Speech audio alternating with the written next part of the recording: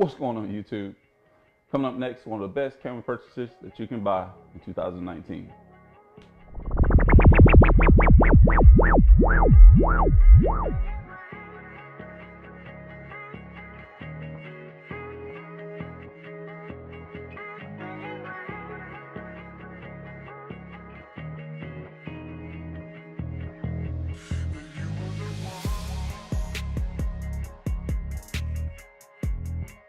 What's going on YouTube? This is GameDoc1906 coming today with another video talking about the Atomos Ninja 5 monitor recorder. I love this. It is one of the best purchases that I've had this year. A little expensive, but still very well worth it. And why is that, you may be asking? The thing about this monitor recorder is that, I don't know if you guys know, but I use Nikon cameras. And I recently bought the Nikon Z6. And they have an upcoming firmware update which will allow for us Nikon users to use ProRes RAW. And along with log, we can get very good video performance from this camera. It will allow us to grade better when we're using LUTs and things like that.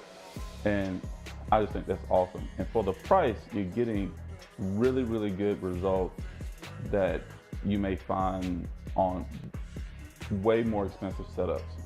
Now, I use it with my Nikon Z6. Now you can use this with any camera with an HDMI output. Well, at least the more recent cameras, you can use it. And it works great. I've used it with my Olympus camera. I've used it with my older Nikon D4, and it works great. Now, one of the biggest things that I really like about this camera. Now, as you may know, these newer cameras are coming out with very expensive media to record to. The Nikon Z6 records to the Sony XQD cards, which are very expensive. I have a 64 gig card. It cost me $150, $160. The Atomos Ninja 5 uses SSDs. Now, this SSD is 500 gigs. It only cost me 100 bucks. With a caddy and a 500 gig SSD.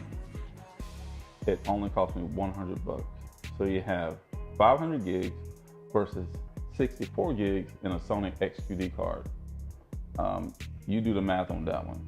So for you guys who want a good videography option that's in the long run going to pay off, and especially be a lot cheaper, especially with recording media, then you guys will not go wrong with the Atomos Ninja 5.